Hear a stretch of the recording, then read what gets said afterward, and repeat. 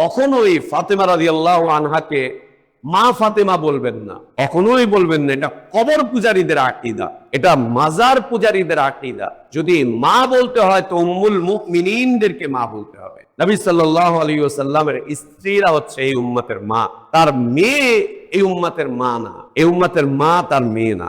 না, মা ফাতেমা এটা শিয়াদের কালচার, এটা কবর পূজারী বিদআতীদের কালচার, এটা আকীদার ক্ষেত্রে যারা শিয়াদের সাথে গিয়ে মিলে গিয়েছে সুফিবাদ, ওদের কালচার এটা মা ফাতেমা।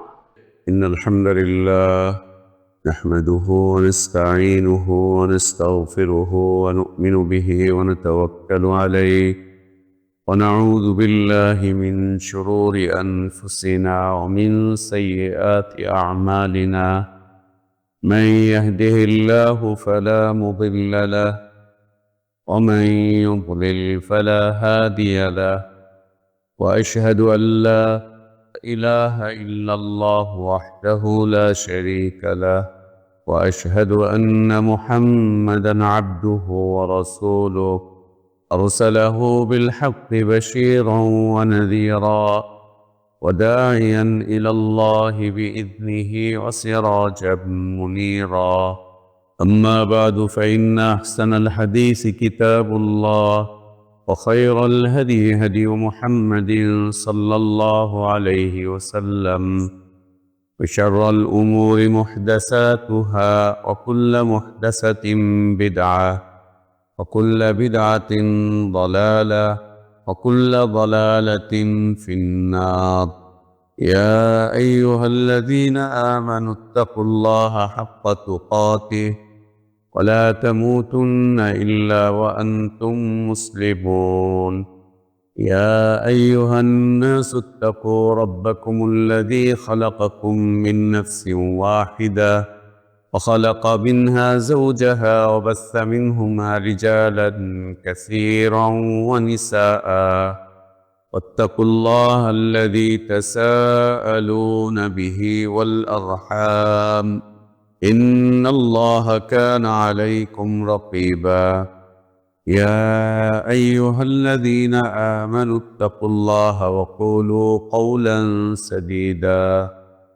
يصلح لكم أعمالكم ويغفر لكم ذنوبكم ومن يطع الله ورسوله فقد فاز فوزا عظيما اللهم انفعنا بما علمتنا وعلمنا ما ينفعنا وزدنا علما اللهم إنا نعوذ بك من علم لا ينفع ومن قلب لا يخشع ومن نفس لا تشبع ومن دعوة لا يستجاب لها اللهم آت نفوسنا تقواها وزكها أنت خير من زكاها أنت ولينا ومولاها يا حي يا قيوم برحمتك نستغيث أصلح لنا شأننا كله ولا تكلنا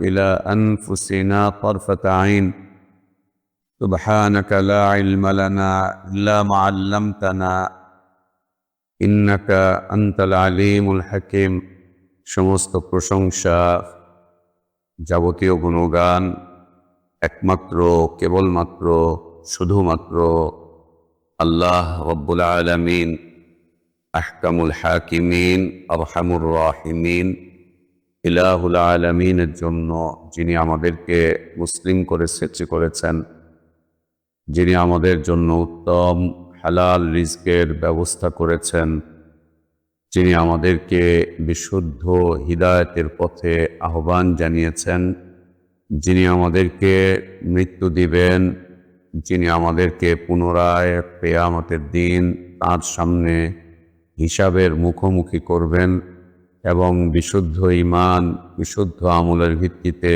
যিনি আমাদেরকে নাজাত আর জাযা দান করবেন। আলহামদুলিল্লাহ। সম্মানিত মুসল্লিবৃন্দ, প্রিয় মুসলিম ভাই বোনেরা, আল্লাহ তাবারক ওয়া তাআলা আমাদের যাদেরকে দ্বীন দিয়ে, ঈমান দিয়ে, ইসলাম দিয়ে সম্মানিত করেছেন, মর্যাদাবান করেছেন। আমাদের যাদেরকে আল্লাহ তাবারক ওয়া তাআলা ইসলাম দিয়ে, দ্বীন দিয়ে, ঈমান দিয়ে সৌভাগ্যবান করেছেন, আমাদের জন্য উচিত হচ্ছে এই সৌভাগ্যের বিষয়বস্তুটুকু ধরে রাখা, এই মর্যাদা এবং সম্মানের বিষয়বস্তুটুকু ধরে রাখা আমাদের জন্য জরুরি। আর যে বিষয়বস্তুগুলোর মাধ্যম দিয়ে আমরা আমাদের এই জীবনের এই সম্মানটুকু ধরে রাখতে পারি, মর্যাদাটুকু ধরে রাখতে পারি, আমাদের সৌভাগ্যটুকু আমরা ধরে রাখতে পারি, সেই বিষয়বস্তুগুলো অবশ্যই আমাদেরকে রাসূলুল্লাহ সাল্লাল্লাহু আলাইহি ওয়া আলিহি ওয়াসাল্লামের থেকে নিতে হবে।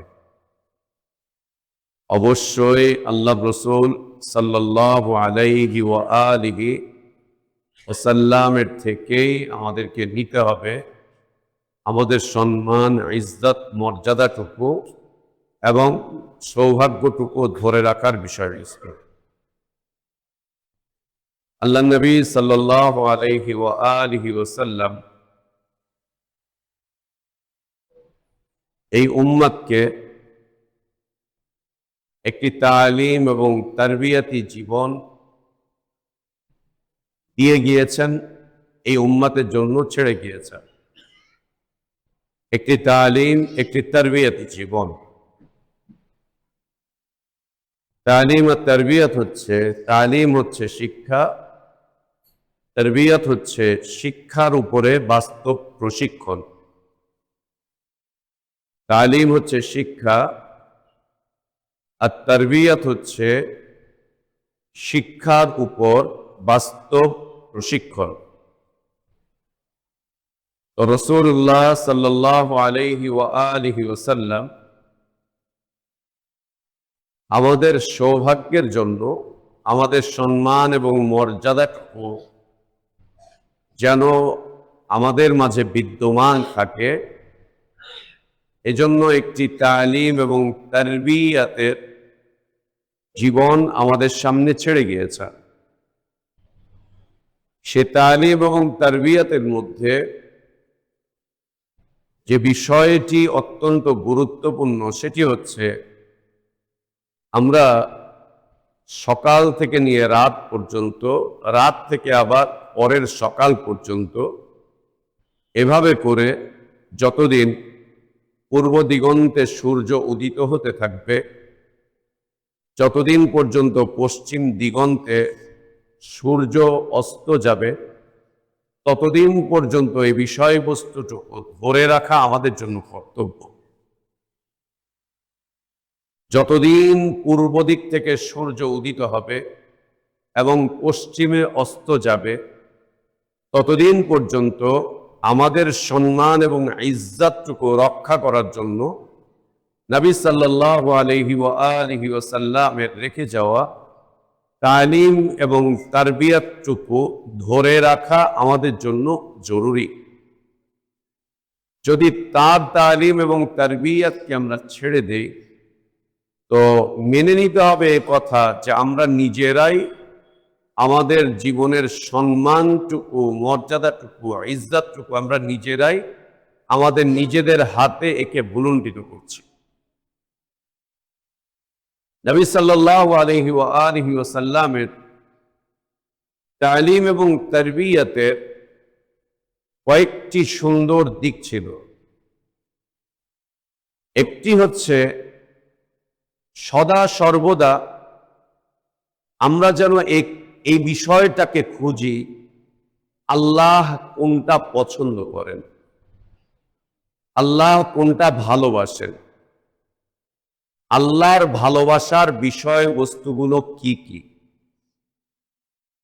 যেটা আল্লাহ পছন্দ করেন, যেটা আল্লাহ ভালোবাসেন, যেটা আল্লাহ তাবারক ওয়া তাআলার প্রিয়, আমরা যেন সেটা আঞ্জাম দেই। আজ তো আমরা খুঁজি বউ ভালোবাসে কোনটা। বউ দাড়ি রাখা পছন্দ করে না, তাই দাড়ি রাখে না। বউ এত এত দুনিয়াদারি পছন্দ করে, তাই হারাম আর হালালের বাদ বিচার করে না। বউয়ের কথা অনুযায়ী আরাম হালাল চিটারি বাটপারি দালালি যা মনে চায় তাই এনে বউয়ের কাছে তুলে ধরে, অথচ এগুলো আল্লাহ অপছন্দ করেন। চিটারি আল্লাহ অপছন্দ করেন, বাটপারি আল্লাহ অপছন্দ করেন, দালালি আল্লাহ অপছন্দ করেন, মিথ্যা অপছন্দ করেন, ধোঁকা আল্লাহ অপছন্দ করেন। কিন্তু এগুলোর টাকাটাই, টাকা যেখানেই হোক না কেন, যেমনই হোক না কেন, বউয়ের টাকা লাগবে, স্ত্রীর টাকা লাগবে। এ কারণে যা পায়, যেখানে পায়, যেভাবে পায়, মেরে কেটে ধরে যা ইচ্ছা তাই করে এটা নিয়ে চলে আসে, এনে বউয়ের হাতে তুলে দেয়, এনে তুলে দেয়, বউকে খুশি রাখার চেষ্টা করে। আল্লাহ নারাজ, আল্লাহ তাবারক ওয়া তাআলা অপছন্দ করেন, আল্লাহ এটা ভালোবাসেন না, এটা দেখার সময় এবং সুযোগ নেই। আল্লাহ এটা নিষিদ্ধ করে দিয়েছেন, এটা দেখার সময় এবং সুযোগ নেই। আমরা আরো পছন্দ করি আমাদের সন্তানদের পছন্দগুলো, ওইটাকে আঞ্জাম দিই। ও কি পছন্দ করে?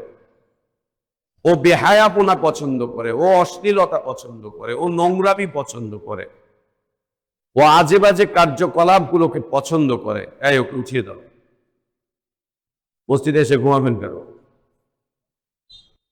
ও বেহায়াপনা, ও নোংরামি, ও অশ্লীলতা, ও কদর্য বিষয়বস্তুগুলো পছন্দ করে, তো বাবা এগুলোর আঞ্জাম দিচ্ছে। অথচ বাবা জানে না, অথবা জানলেও এ বিষয়টি সে ভ্রুক্ষেপই করে না যে সন্তানের পছন্দগুলো পুরো করার কারণে এই বাবাকেই জাহান্নামের আগুনে জ্বলতে হবে, আল্লাহর অসন্তোষের মুখে পড়তে হবে। এটা সে একদম ভ্রুক্ষেপ করে না। অন্যদিকে মানুষ দেখে সমাজ কি পছন্দ করে, আত্মীয় স্বজনগুলো কি পছন্দ করে, সমাজ যা পছন্দ করে, আত্মীয় স্বজন যা পছন্দ করে, গোষ্ঠী এবং গোত্রের লোকজন যা পছন্দ করে, সেগুলোর আঞ্জাম দিয়ে যাচ্ছে, ওগুলোর আঞ্জাম দিয়ে যাচ্ছে। ওগুলো আঞ্জাম দিতে গিয়ে ও একবারও এটা খেয়াল করে না আমি যে কাজটুকু আঞ্জাম দিতে যাচ্ছি এতে আল্লাহর সন্তুষ্টি কতটুকু, আল্লাহ এই কাজটুকু কতটুকু পছন্দ করেন, এই কাজের মাধ্যম দিয়ে আল্লাহর ভালোবাসা কতটুকু অর্জন করা সম্ভব, কতটুকু ভালোবাসা পাবো, এটা দেখার চিন্তাই করে না, এটা বোঝারও চিন্তা করে না, এটা বোঝারও চিন্তা করে না। আল্লাহ নবী সাল্লাল্লাহু আলাইহি ওয়াসাল্লামের দেওয়া তালিম এবং তারবিয়াতের অন্যতম বিষয়বস্তু এটি যে তুমি দেখো আল্লাহ কি পছন্দ করেন আর আল্লাহ কি অপছন্দ করেন, আল্লাহর পছন্দটুকু আঞ্জাম দাও। আল্লাহর পছন্দটুকু আঞ্জাম দিতে গিয়ে তোমার যত পরিশ্রম করা লাগে সে পরিশ্রমটুকু তুমি করো, তবুও আল্লাহর পছন্দের বাইরে তুমি তোমার জীবনটাকে নিতে যেও না। এই উম্মত এটাকে ছেড়েই দিয়েছে, আমরা এটাকে ছেড়েই দিয়েছি। জীবনের কয়টা কাজ আমরা বেছে দেখি যে এটা আল্লাহ পছন্দ করেন না অপছন্দ করেন।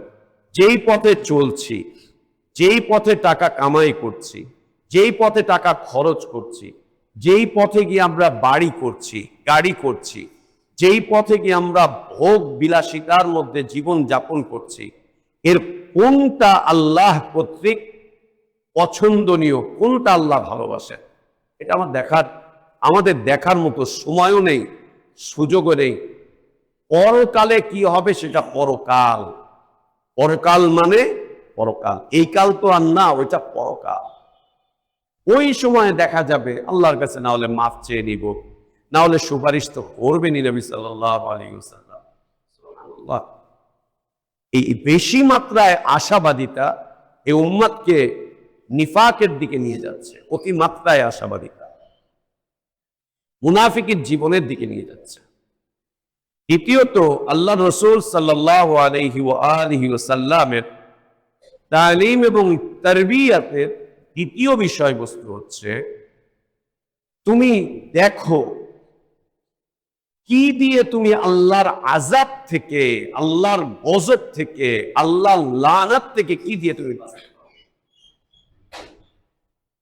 কি দিয়ে তুমি আল্লাহর আযাব থেকে বাঁচতে পারো, কি দিয়ে তুমি আল্লাহর গজব থেকে বাঁচতে পারো, কি দিয়ে তুমি আল্লাহর লানত থেকে বাঁচতে পারো। কি দিয়ে বাঁচবে? যা দিয়ে আল্লাহর গজব থেকে বাঁচা যায়, যা দিয়ে আল্লাহর আযাব থেকে বাঁচা যায়, যা দিয়ে আল্লাহর লানত থেকে বাঁচা যায়, সেটা তুমি অর্জন করার চেষ্টা করো, তোমার জীবনে এর বাস্তবায়ন করো, যে আর কিছু না হোক, আমি আল্লাহর গজব থেকে বাঁচতে চাই, আমি আল্লাহর আযাব থেকে বাঁচতে চাই, আমি আল্লাহর লানত থেকে বাঁচতে চাই, আল্লাহর লানত থেকে বাঁচতে চাই, আযাব থেকে বাঁচতে চাই। আল্লাহ নবী সাল্লাল্লাহু আলাইহি ওয়াসাল্লাম একদিন তার গোষ্ঠীর এক সমাবেশ, সেই গোষ্ঠীর সমাবেশে তার চাচা, তার ফুপু, তার মেয়ে, এরা শুদ্ধ উপস্থিত মক্কাতে।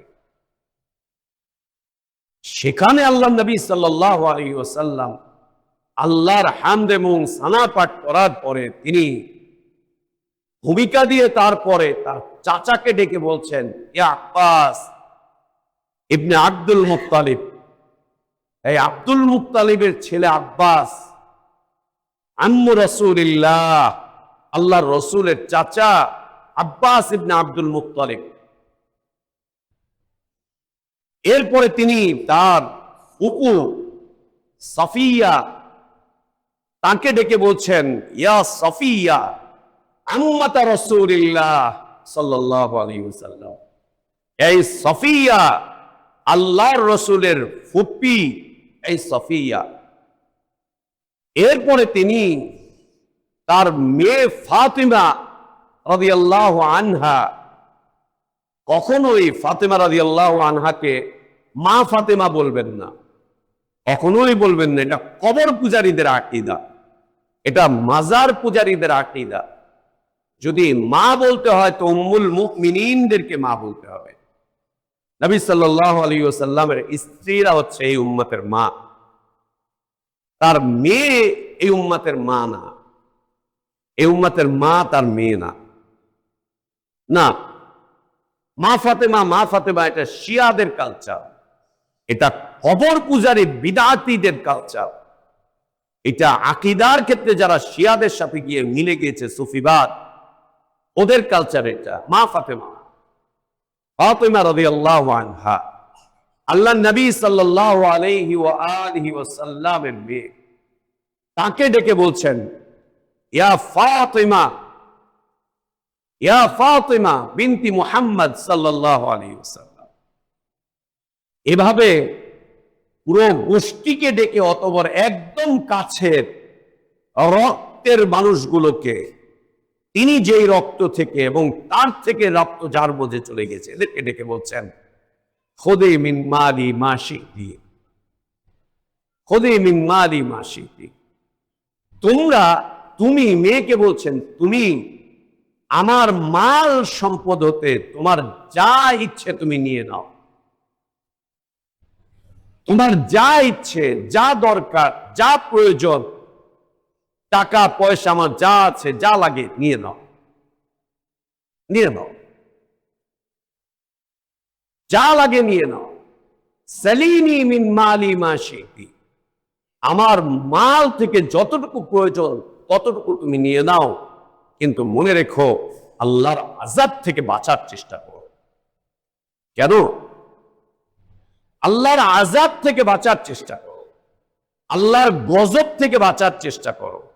টাকা পয়সা আমার থেকে নিতে চাও, নিয়ে যাও, কিন্তু নিজেকে আল্লাহর আযাব থেকে বাঁচাও, নিজেকে আল্লাহর গজব থেকে বাঁচাও, নিজেকে আল্লাহর পাকড়াও থেকে বাঁচাও। কেন? নবী সাল্লাল্লাহু আলাইহি ওয়া আলিহি ওয়াসাল্লাম বলেন, আমি তোমাদের জন্য কিছুই করতে পারবো না,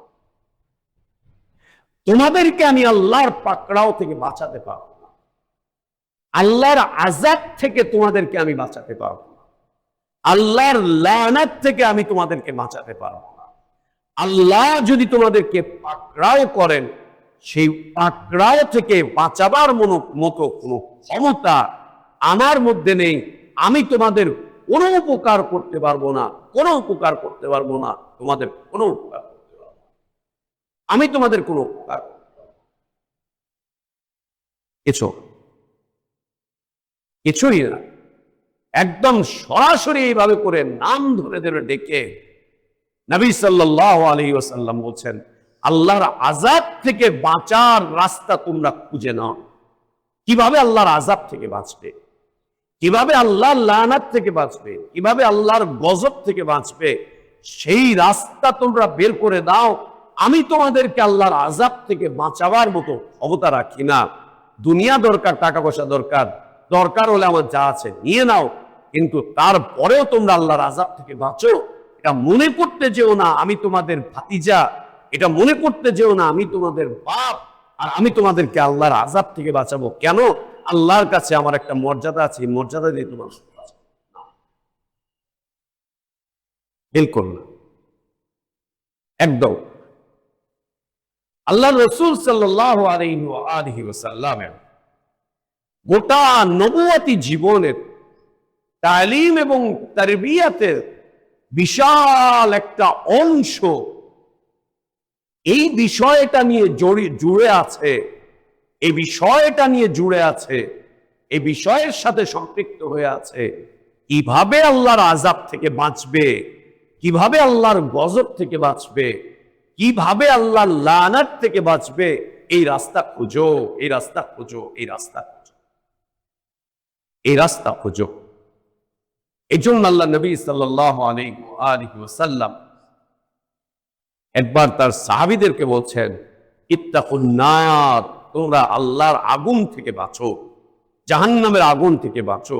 ওয়ালাউ বিশিক্কি তামারা, জাহান্নাম থেকে বাঁচার জন্য সম্পদ খরচ করতে করতে করতে করতে আর কিচ্ছু নেই, সব টাকা পয়সা দান করে দিয়েছো জাহান্নাম থেকে বাঁচার জন্য, সব সম্পদ দান করে দিয়েছো, যা ছিল পুরাটা উজাড় করে দেওয়ার পরে আর কিচ্ছু নেই। এখন একটা খেজুর ছিল তোমার কাছে, খেজুরটা খেয়েছো। খেজুর খাওয়ার পরে যদি কেউ এসে বলে এই খেজুরের আটিটা, খেজুরের আটির উপরে যে একটা প্রলেপ আছে পাতলা, এইটা খেজুরের আটি, খেজুরের প্রলেপ, অথবা এই খেজুরটা দান করলে শেষ সম্বল এতটুকুই আছে, একটা খেজুর, শেষ সম্বল একটা আছে, একটা খেজুর, আর কিচ্ছু নেই। ওই একটা খেজুর দিয়ে যদি আল্লাহর আযাব থেকে বাঁচা যায়, ওইটা দিয়েই বাঁচার চেষ্টা করো, ওইটাও শেষ। খেজুরের বিচি, খেজুরের বিচি তো আমরা ফেলে দিই, তাই না? খেজুরের বিচির ব্যবহার আমরা অনেকেই জানি না। সাহাবীরা খেজুরের বিচি চুষে চুষে খেয়ে নিজেদের খিদা নিবারণ করতেন। খেজুর নাই, ঘরে খাবার নাই, কিচ্ছু নাই, একটা খেজুর পেয়েছেন, খেজুরটা খেয়ে ফেলেছেন, খেজুরের বিচিটাকে তারপরে মুখে নিয়ে চুষতেন, চুষে চুষে চুষে চুষে নিজেদের খিদা নিবারণ করতেন। দারিদ্রতা কোথায় গিয়ে পৌঁছেছিল, দারিদ্রতা কোথায় গিয়ে পৌঁছেছিল? যে খেজুরের বীজি চুষে চুষে ক্ষুধা নিবারণ করার চেষ্টা করতেন, যের মধ্যে একটু মিষ্টির ভাব আছে, হয়তো বা একটুখানি ক্যালোরি পাবে, একটুখানি প্রোটিন পাবে, একটুখানি ভিটামিন পাবে, তাই ওটা চুষে চুষে খেতেন। ওই চুষছেন, ওই অবস্থায় যদি মনে হয় এইটাও যদি আল্লাহর রাস্তায় দান করে দেই, তাও যদি আল্লাহর রাস্তায় আল্লাহর আযাব থেকে বাঁচা যায়, এটা দিয়েও বাঁচো, এটা দিয়ে বাঁচো, এটা দিয়ে বাঁচো। পুরো নবুয়তি জীবনের বিশাল একটা অংশ জুড়ে আছে কি দিয়ে আল্লাহর আযাব থেকে বাঁচতে পারবে, কি দিয়ে আল্লাহর গজব থেকে বাঁচতে পারবে, কি দিয়ে আল্লাহর লানাত থেকে বাঁচতে পারবে, কি দিয়ে আল্লাহর অসন্তোষ থেকে বাঁচতে পারবে, কি দিয়ে আল্লাহর পাকড়াও থেকে বাঁচতে পারবে। যেইটা দিয়ে আল্লাহর আযাব থেকে বাঁচা যায়, যেইটা দিয়ে আল্লাহর গজব থেকে বাঁচা যায়, যেইটা দিয়ে আল্লাহর পাকড়াও থেকে বাঁচা যায়, যেইটা দিয়ে আল্লাহর অসন্তোষ থেকে বাঁচা যায়, সেইটা দাও, দিতে থাকো, দিতে থাকো, দিতে থাকো। দিতে দিতে যদি নিজের গর্দান কাটিয়ে আল্লাহর আযাব থেকে বাঁচা যায়, তো নিজের গর্দানটাকে কাটিয়ে দিয়ে আল্লাহর আযাব থেকে বাঁচো, গর্দানকে কাটিয়ে আল্লাহর আযাব থেকে বাঁচো, বাঁচো, তাও বাঁচো, আল্লাহর আযাব থেকে বাঁচো। কি দিয়ে আল্লাহর আযাব থেকে বাঁচবে? এটা হচ্ছে শিক্ষা, নবী সাল্লাল্লাহু আলাইহি সাল্লাম। আর শিক্ষার পরে আমরা ওই যে টিচার্স ট্রেনিং কলেজ দেখি, টিচার্স ট্রেনিং স্কুল দেখি, কি করে শিক্ষার পরে কিভাবে শিক্ষকরা শিক্ষার্থীদেরকে আবার পড়াবে, ওইটার উপরে আলাদা একটা তারবিয়াত ট্রেনিং। আর আল্লাহ নবী সাল্লাল্লাহু আলাইহি ওয়াসাল্লামের দেওয়া তারবিয়াত এটি দেখেন, কি দিয়ে আল্লাহর আযাব থেকে বাঁচবে। আফসোস, আমাদের মাদ্রাসার, আমাদের স্কুলের, আমাদের কলেজের, আমাদের বিশ্ববিদ্যালয়ের শিক্ষকরা যদি এই জাতির এই যুবকদেরকে, এই জাতির এই নারীদেরকে, এই জাতির এই সুন্দর সুন্দর কোমলমতি মানুষগুলোকে যদি এটা শেখাতো যে পেটে ভাত আছে না নাই এটা চিন্তা করতে যেও না, আরাম পাবে না পাবে না এটা চিন্তা করতে যেও না, অন্তত পক্ষে আল্লাহর আযাব থেকে বাঁচো, আল্লাহর গজব থেকে বাঁচো, আল্লাহর লানত থেকে বাঁচো, বাঁচো বাঁচো বাঁচো। কি দিয়ে বাঁচবা খুঁজে দেখো, কি দিয়ে বাঁচবা খুঁজে দেখো, কি দিয়ে বাঁচবা খুঁজে দেখো, খুঁজে দেখো। সুবহানাল্লাহ। মানুষ যতক্ষণ পর্যন্ত না মালাকুল মাউত আসছে তার আগ পর্যন্ত তার মধ্যে এই বোধ জাগ্রত হয় না আমি কি দিয়ে বাঁচবো, কি দিয়ে বাঁচবো, ততক্ষণ পর্যন্ত মালাকুল মাউতকে দেখার আগ পর্যন্ত তাদের মাঝে একটা বিষয় কাজ করে, আরো কিভাবে কামাই করব, আরো কিভাবে নিব, কার মাল লুণ্ঠন করব, কার থেকে বাটপারি করব, কার সাথে চিটারি করব, কার সাথে দালালি করব, কার থেকে এটা নিব, কার থেকে খাবো, এই খাই খাই খাই খাই খাই খাই করে জমা করার চেষ্টা করে। যখন মালাকুল মাউতকে দেখে তখন বুঝে নেয় যে আমার স্ত্রী কাজে আসছে না, আমার সন্তান কাজে আসছে না, আমার সমাজ কাজে আসছে না, আমার ভাই ব্রাদার কাজে আসছে না, আমার এ কাজে আসছে না, আমার ও কাজে আসছে না, কেউ কাজে আসছে না। তখন তার এই বোধ জাগ্রত হয় কি দিয়ে আল্লাহর আযাব থেকে বাঁচবো। তখন আল্লাহর কাছে এক মুহূর্ত দাবি করে, আল্লাহ একটা মুহূর্ত আমাকে দেন, সারা জীবন যা কামাই করেছি সব সাদাকা করে দিব, সাদাকা করে দিয়ে আমি নেক হয়ে যাব, আমি ভালো হয়ে যাব। সারা জীবন যা কামাই করেছি আল্লাহকে তখন বলে, আল্লাহ একটা মুহূর্ত সময় দেন। কতক্ষণ সময় চায় জানেন? উইল করতে যতক্ষণ সময় লাগে। বউ বাচ্চাকে ডাকবে, ডেকে বলবে এইগুলো সব দিয়ে দিলাম, তোরা এগুলো কিচ্ছু দাবি করিস না, এগুলো রাখলে আমি আল্লাহ জাহান্নামে যাবো, আর এগুলো দিয়ে দিলে পরে হয়তো বা আল্লাহর মাপ পেতে পারি। এই এতটুকু বলার সময় আল্লাহর কাছে খোঁজে, আল্লাহর কাছে খোঁজে। ইন্না লিল্লাহ। এই বদনসিব না আমরা হয়ে যাই, এই বদনসিব না এই আমরা হয়ে যাই, এই বদনসিব না আমি হয়ে যাই, আমরা না এই বদনসিব হয়ে যাই যে সারা জীবন জমা করেছি, চিন্তা করিনি কোনটা কি কোনটা কি কোনটা কি। ঠিক যখন মালাকুল মাউত আসবে তখন চোখ দিয়ে পানি পড়বে, আর একে বলবো এটা দিয়ে দিস, ওকে বলবো এটা দিয়ে দিস। শেষ সময়ের ওসিয়ত বাচ্চারা মানে না। আমরা যদি আমাদের সন্তানদেরকে দ্বীনি শিক্ষায় শিক্ষিত না করি তাহলে আমাদের সন্তানরা আমাদের করে যাওয়া ওসিয়ত মানবে না। বলবে বাপ কি লেখা দিয়ে গেছে, বাবা কি লিখে দিয়ে গেছে, কোন দলিল আছে, বাবা রেজিস্ট্রি করে দিয়ে গেছে? দেয় নাই, মুখে মুখে বলছে। ওই সময় বাপ অসুস্থ ছিল, অসুস্থ অবস্থায় তার মেন্টাল অবস্থা খারাপ ছিল, কি না কি মুখ দিয়ে বলে গেছে। আমরা এটা মানি না, আমরা এটা বাপের ওসিয়ত সন্তান মানবে না, সন্তান মানে না, কোনোভাবেই মানে না। কয়েকটা সন্তান যদি থাকে এর মধ্যে যদি একটা নেক থাকে, ও বলে বাবা তো এটা ওসিয়ত করে গিয়েছিল, হচ্ছে ওসিয়ত করে গেছিল তুই একা শুনছিস, আমরা শুনি নাই, আমরা মানি না, আমরা শুনি নাই, আমরা মানি না, আমরা মানি না, আমরা জানি না। বাপ খালি তোমারে একারে বলে গেছে, আর কাউরে পায় নাই। কই লিখিত দিয়ে গেছে? জি জি। এই সময়ের এই ওসিয়ত গ্রহণযোগ্য নয়, একদম গ্রহণযোগ্য। এক মুহূর্ত সময় চাইবে, এক মুহূর্ত। আল্লাহকে বলবে রব্বি লাউলা আখখারতানি ইলা আজালিন করিব ফাসাদদাক ওয়া আকুম মিনাস সালিহিন। আয় আল্লাহ, যদি আমাকে সামান্য নির্দিষ্ট একটা সময় দেওয়া হতো, একটুখানি সুযোগ, এই সুযোগের মধ্যে আমি কি করতাম, যা আছে অর্জন সবটুকু দান করে দিয়ে, সাদাকা করে দিয়ে আমি নেক হয়ে যাওয়ার মতো খালি বলতাম আল্লাহ আমাকে মাফ করে দেন, আমি তওবা করছি, আস্তাগফিরুল্লাহ ওয়া আতুবু ইলাইহি। এতটুকু সময় আল্লাহ বলছেন ওয়ালা ইউআখিরুল্লাহু নাফসান ইযা জাআ আজালুহা, লা ইউআখিরুল্লাহু নাফসান ইযা জাআ আজালুহা। সম্মানিত মুসল্লিবৃন্দ, অবস্থা যেন এমন না হয় যে ঠিক মৃত্যু মুখে পতিত হয়েছে, মৃত্যু শয্যায় শায়িত, বুঝতেই পারছি মালাকুল মাউত এখন আমাকে নিয়ে যাবে। ওই সময় যেন আমরা সবকিছু করার চেষ্টা না করি। নবী সাল্লাল্লাহু আলাইহি ওয়াসাল্লামের তালিম এবং তারবিয়া হচ্ছে আগে থেকেই চেষ্টা করো, আগে থেকে চেষ্টা করো, আগে থেকে চেষ্টা করো, আগে থেকে এর উপরে নিজের জীবনকে প্রতিষ্ঠিত করো, আগে থেকে করতে থাকো, আগে থেকে করতে থাকো। অন্যথায় আল্লাহ তাবারক ওয়া তাআলার বক্তব্য হচ্ছে যে ব্যক্তি মৃত্যু মুখে পতিত হয়ে কুফরি থেকে তওবা করে ঈমানের দিকে আসে, ওর তওবা আল্লাহ কবুল করেন। উদাহরণ আল্লাহ দিয়ে রেখেছেন ফিরআউনের মৃত্যুর সময়ের কথা। ফিরআউন যখন মৃত্যু দেখে ফেলেছে যে আমি মরে যাচ্ছি, তখনও বলেছে আমানতু আন্নাহু লা ইলাহা ইল্লাল্লাযী আমানাত বিহি বানু ইসরাঈল ওয়া আনা মিনাল মুসলিমিন। আমি ঈমান আনছি ওই আল্লাহর উপরে, যেই আল্লাহর উপরে বানি ইসরাঈল ঈমান এনেছে, আমি সেই আল্লাহর উপরে ঈমান আনছি, আমি মুসলিম হয়ে গেলাম। মৃত্যু দেখে ও আত্মসমর্পণ করছে আল্লাহর কাছে।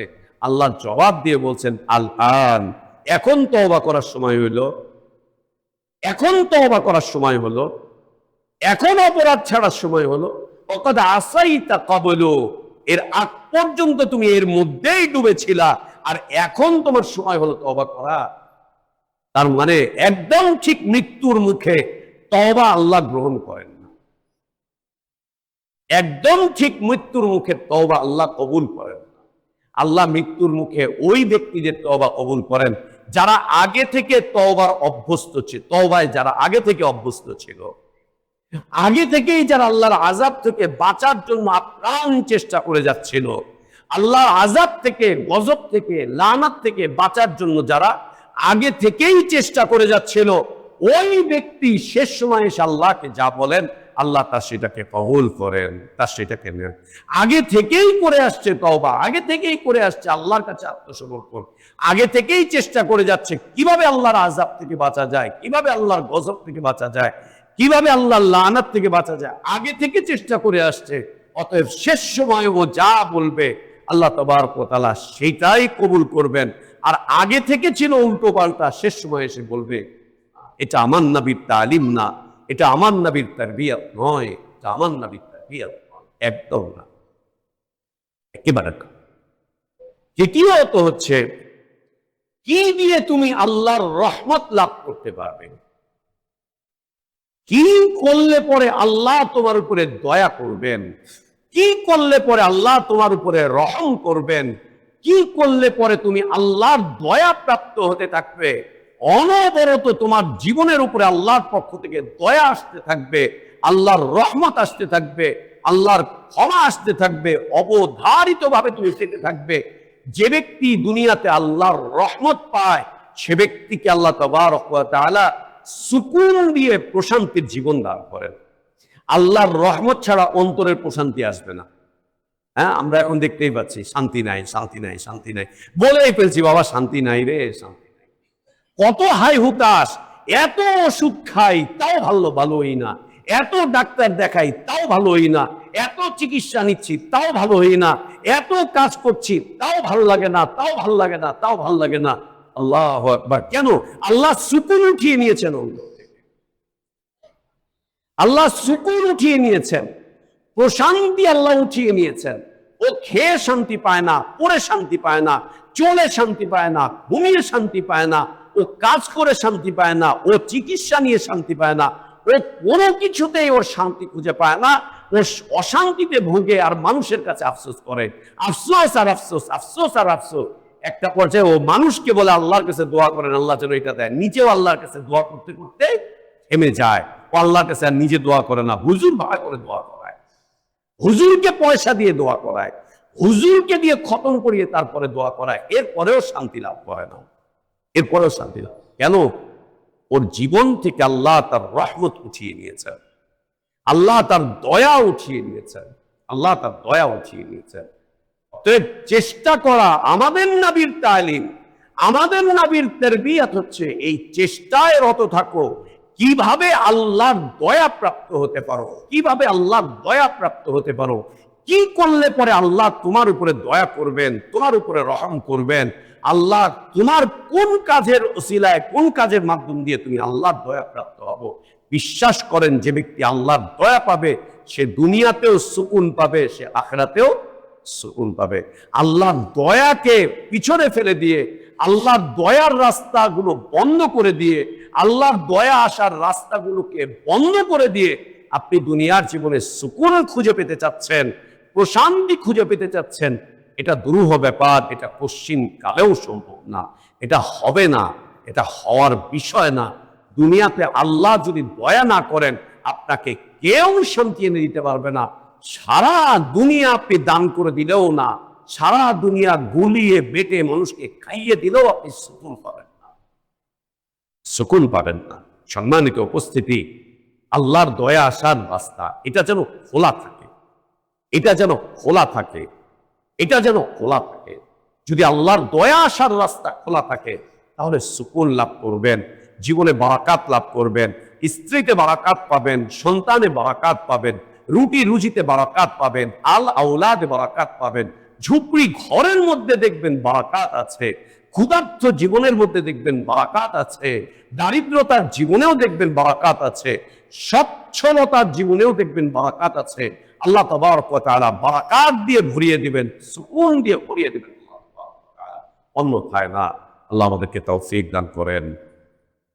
আলহামদুলিল্লাহ আলা ইহসানি والشكر له على توفيقه وامتنانه وأشهد أن لا إله إلا الله وحده لا شريك له له الملك وله الحمد يحيي ويميت وهو على كل شيء قدير تعظيما لشأنه وأشهد أن محمدا عبده ورسوله وصفيه وخليله الداعي إلى رضوانه صلى الله عليه وعلى آله وأصحابه وبارك وسلم تسليما كثيرا إلى يوم الدين ثم ما بعد। সম্মানিত মুসল্লিবৃন্দ, আল্লাহর নবী সাল্লাল্লাহু আলাইহি ওয়া আলিহি ওয়াসাল্লামের রেখে যাওয়া তালিম এবং তারবিয়াতের আজকের এই জুমার খুতবার ধারাবাহিকতায় চতুর্থ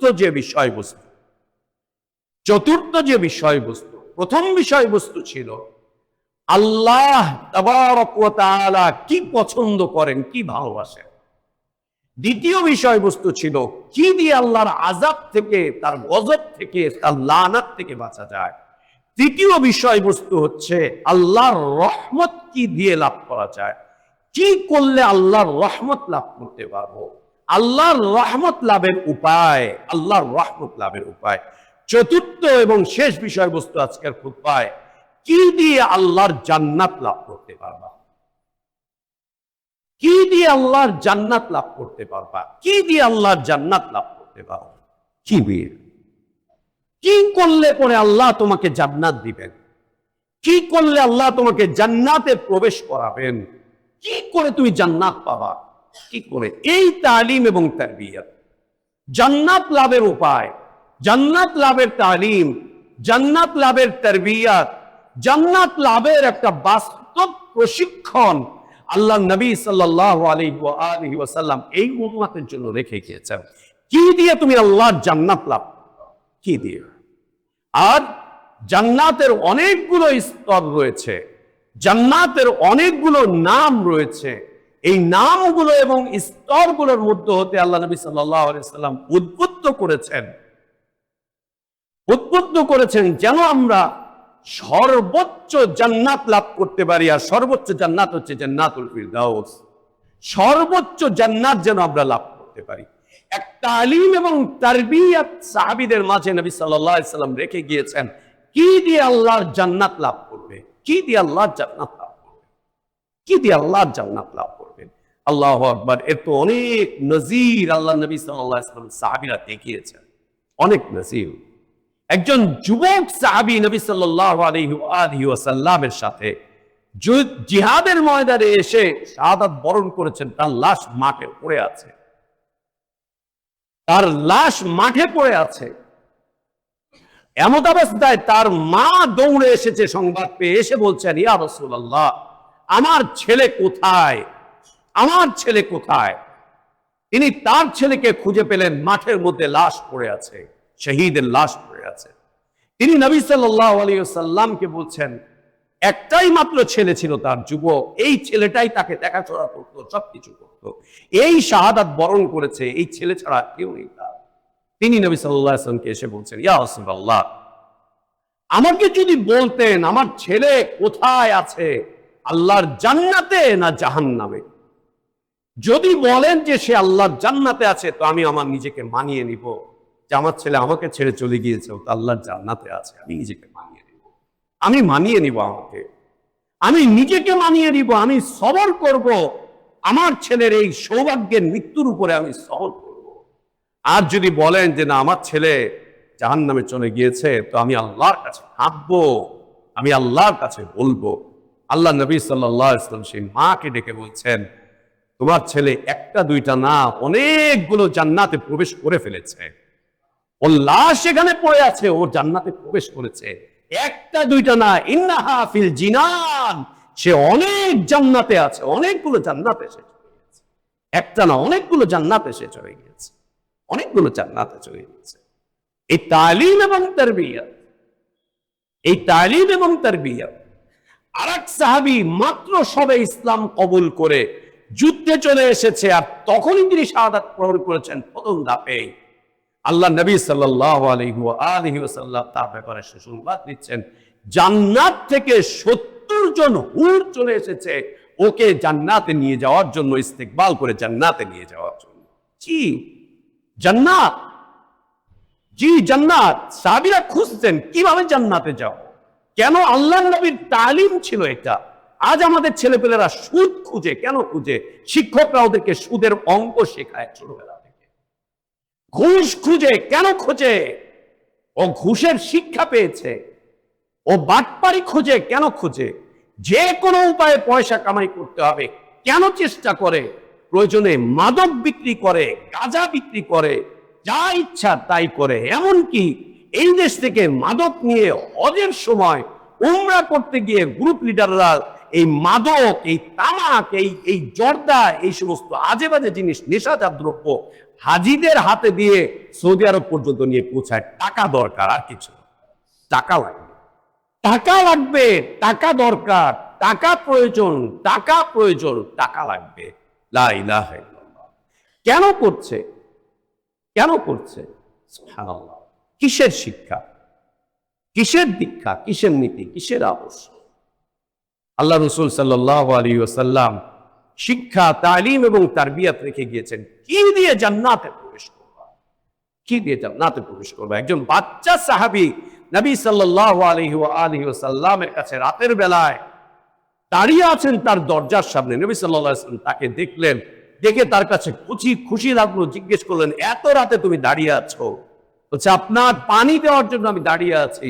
আল্লাহ নবী সাল্লাল্লাহু আলাইহি ওয়াসাল্লাম তাকে বলছেন, তোমার কি লাগবে আমার কাছে চাও, যেটা লাগবে আমার কাছে চাও, আমি তোমাকে সেটা দিব। ইয়া রাসূলুল্লাহ, আমি আপনার সাথে জান্নাতে থাকতে চাই। বাচ্চা বাচ্চা বাচ্চা বলছেন, আপনার সাথে আমি জান্নাতে থাকতে চাই, আমি চাই আপনার সাথে জান্নাতে থাকবো, আমার আর কিচ্ছু লাগবে না। নবী সাল্লাল্লাহু আলাইহি ওয়াসাল্লাম তাকে দ্বিতীয়বার জিজ্ঞেস করলেন, আরো কিছু? বলছে, একটাই। বলছেন, আরো কিছু? বলছেন, একটাই, আপনার সাথে থাকতে চাই জান্নাতে, আপনার সাথে থাকতে চাই। নবী সাল্লাল্লাহু আলাইহি ওয়াসাল্লাম তখন তাকে তালিম দিয়ে দিলেন, আমার সাথে যদি জান্নাতে থাকতে চাও, ফাআলাইকা বিকাসরাতিস সুজুদ, বেশি বেশি করে তাহাজ্জুদের সালাত আদায় করো, নফল সালাত আদায় করো। বাচ্চা সাহাবীকে রাসূলুল্লাহ সাল্লাল্লাহু আলাইহি ওয়াসাল্লাম তালিম দিলেন, তালিম তারবিয়ত। আল্লাহ নবী সাল্লাল্লাহু আলাইহি ওয়াসাল্লাম এই তারবিয়তের উপরে গড়ে তুলেছিলেন। এজন্য তারা দুনিয়া বিমুখ জীবন যাপন করেছিলেন। এই জন্য তাদের কাছে যখন দুনিয়া আসতো তারা কাঁদতেন। আজ আমরা দুনিয়া না পেয়ে কাঁদি, আর সাহাবীরা দুনিয়া না পেয়ে আনন্দিত হতেন। আজ আমরা দুনিয়া না পেয়ে কাঁদি, সাহাবীরা দুনিয়া না পেয়ে আনন্দিত হতেন। আজ আমরা দুনিয়া না পেয়ে কাঁদি, সাহাবীরা যখন দুনিয়া পেয়েছেন তখন কেঁদেছেন, কেঁদে বলছেন যে আল্লাহ মনে হয় আমাদের দুনিয়াতে দ্বীনি জীবনের প্রতিদান দিয়েই দিচ্ছেন, আমরা কি আখিরাতে খালি হাতে উঠবো আল্লাহর কাছে? খালি হাতে উঠবো আল্লাহর কাছে? কি দিয়ে উঠবো আল্লাহর কাছে? আল্লাহকে আমাদেরকে দুনিয়াতেই আমাদের প্রতিদান দিয়ে দিলেন, ইমানের প্রতিদান, টাকা দিয়ে, পয়সা দিয়ে, সম্পদ দিয়ে আমাদের ইমানের প্রতিদানকে আল্লাহ আমাদেরকে দুনিয়াতে দিয়ে দিলেন। যদি দুনিয়াতেই আমাদেরকে প্রতিদান দিয়ে দেন, তাহলে তো আখিরাতে আমাদের কাছে কিচ্ছু থাকবে না, আমরা তো খালি হাতে উঠবো। কেঁদেছেন তখন সাহাবীরা, দুনিয়া পেয়ে কেঁদেছেন, আর আমরা দুনিয়া না পেয়ে কাঁদি। সাহাবীরা দুনিয়া না পেয়ে হেসেছেন, আর আমরা দুনিয়া না পেয়ে আফসোস করি কেন দুনিয়া পাচ্ছি না। এবং মানদণ্ড হয়েছে এটা যে ওর প্রতি মনে হয় আল্লাহর দয়া নাই, দয়া থাকলে ও না খায় আছে কেন, ওর পরনে কাপড় নাই কেন, ওর এত কষ্ট কেন, ওর এত কষ্ট কেন। লা ইলাহা ইল্লাল্লাহ।